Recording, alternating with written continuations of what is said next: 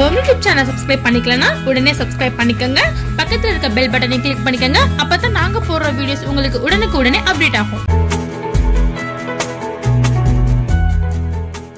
நாம இன்னைக்கு mushroom gravy எப்படி செய்யறதுன்னு பார்க்க போறோம்.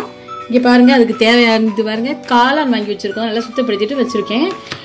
இது இவ்வளவு தேங்காய், வெங்காயம் நம்ம மூணு வெங்காயம் கட் பண்ணி வச்சிருக்கேன். தக்காளி 2 கட் பண்ணி வச்சிருக்கேன். பச்சை மிளகாய் 2 கட் பண்ணி வச்சிருக்கேன். மல்லி இலை, மிளகாத்தூள், மஞ்சத்தூள், மல்லித்தூள், இது இஞ்சி பூண்டு பேஸ்ட்டு, தேங்காய் பால் கொஞ்சம், tomato sauce, chilli sauce, soya sauce. இது எப்படி செய்யறதுன்னு பார்ப்போம்.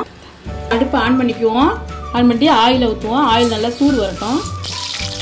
நம்ம இப்போ எண்ணெய் கொதி வந்துருச்சு. வெங்காயத்தை போடலாம். வெண்டை மிளகாயும் போட்டுருவோம். போட்டு நல்லா வதக்கணும். இப்போ தக்காளியையும் போட்டுடலாம். போட்டு எல்லாம் சேர்ந்து நல்லா வதங்கட்டும். நம்ம வதங்குறது கொஞ்சம் சால்ட் போட்டுக்குவோம்.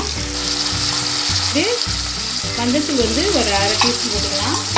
மிளகாத்தூள் ஒரு காரம் கொஞ்சம், ஏன்னா பச்சை மிளகா போட்டுக்குவோம், கொஞ்சம் கம்மியாக போட்டுக்குவோம்.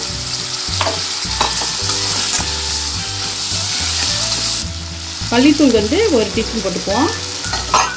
இஞ்சி பூண்டு பேஸ்ட் ஒரு ஸ்பூன் போட்டுக்குவோம். போட்டு எல்லாம் நல்லா நம்ம வதக்குவோம். மஷ்ரூம் நெய் போட்டுடலாம். போட்டு நல்லா வதக்கிக்குவோம். நம்ம வதங்குறதுக்கு உப்பு போட்டோம். இப்போ நம்ம கொஞ்சம் பத்தாதுக்கு கொஞ்சம் உப்பு போட்டுக்குவோம். இந்த தேங்காய் பாலையும் இதில் ஊற்றிடுவோம். தேங்காய் பாலோட சேர்ந்து இந்த காளான் நல்லா வேகட்டும். நம்ம மூடி வச்சுருவோம். மூடி வச்சு கொஞ்சமாக தான் ஊற்றணும் தண்ணி. கொஞ்சம் வேகட்டும். கொஞ்சம் நம்ம தேங்காய் பால் ஊற்றினா கொஞ்சம் தண்ணி ஊற்றிக்குவோம். சேர்ந்து வேகட்டும். கொஞ்சம் மூடி வச்சுருவோம். கொஞ்சம் சேர்ந்து எல்லாமே வேகட்டும். எப்படி இருக்குன்னு கிரேவி எப்படி இருக்குன்னு பாருங்க. மஷ்ரூம்லாம் வெந்துருச்சு. இங்கே பாருங்கள், எல்லாம் வெந்துருச்சு. நம்ம இப்போ சாஸ் எல்லாம் ஊற்றிடலாம். சோயா சில்லி சாஸ் 1/4 டீஸ்பூன் ஊற்றுவோம். சில்லி சாஸ் ரொம்ப வேண்டாம், கொஞ்சம் ஊற்றினா போதும். சோயா சாஸ் அதுவும் கொஞ்சம் ஊற்றினா போதும். டொமேட்டோ சாஸ் அது 1 டீஸ்பூன் ஊற்றினா போதும்.